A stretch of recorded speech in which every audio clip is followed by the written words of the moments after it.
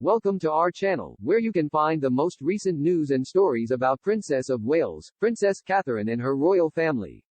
Today we bring you a breaking news. Prince William and Kate Middleton were booed at a Boston Celtics game and met with chants of USA hours after his godmother quit the palace over racially charged remarks.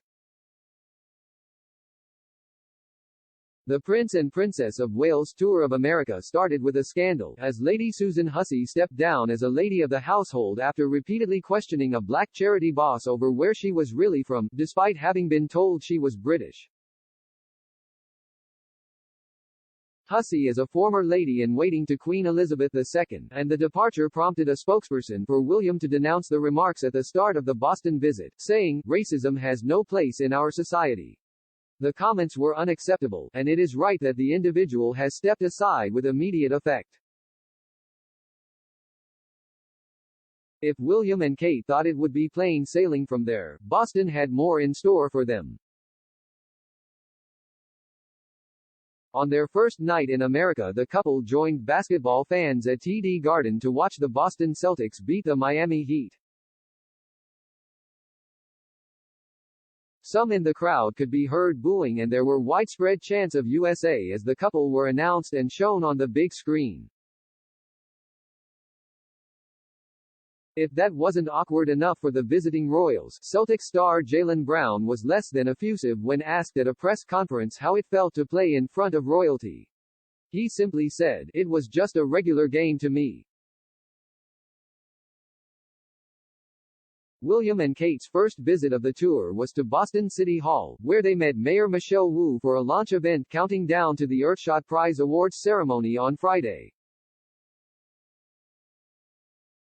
The project is William's flagship contribution to the fight against climate change and awards £1 million, roughly $1.2 million, to each of 5 winners to fund projects aimed at saving the planet. When dignitaries gathered at Speaker's Corner outside City Hall, though, particular attention may have been paid to the words of Reverend Mariama White Hammond, Boston's Chief of Environment, Energy and Open Space. She said, "On this day, I invite us all to consider the legacy of colonialism and racism. The ways it has impacted people across the world and its deep connection to the degradation of land and our planet that we are all seeking to reverse," she said. "The stories lost, the species made extinct, but also the persistence of people in the face of oppression and the fundamental dignity of all of our relations."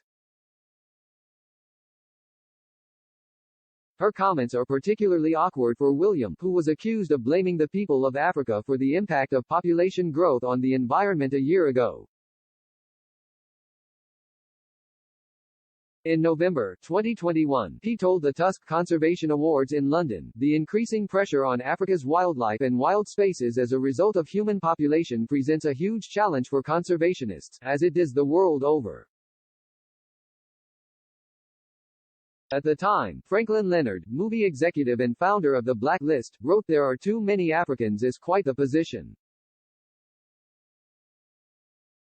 William and Kate's visit to Boston City Hall also drew large crowds, but colonialism appears to be the subject William can't shake, having months earlier faced calls to apologize for slavery during a tour of the Caribbean in March.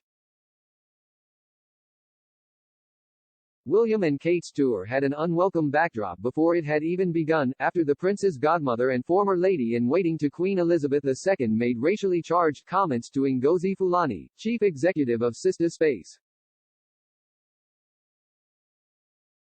Fulani had been invited by Camilla, the Queen Consort, to Buckingham Palace for an event in support of domestic violence victims and described Lady Susan Hussey's remarks as insulting on Instagram. She said, "This event remains a blur after the violation."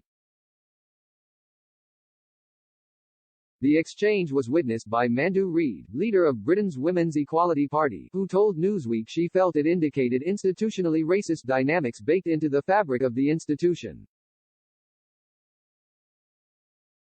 Buckingham Palace said in a statement, "We take this incident extremely seriously and have investigated immediately to establish the full details. In this instance, unacceptable and deeply regrettable comments have been made." We have reached out to Ngozi Fulani on this matter, and are inviting her to discuss all elements of her experience in person if she wishes. In the meantime, the individual concerned wishes to express her profound apologies for the hurt caused and has stepped aside from her honorary role with immediate effect.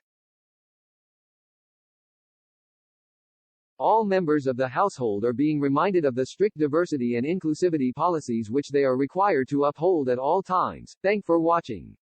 See you in next video.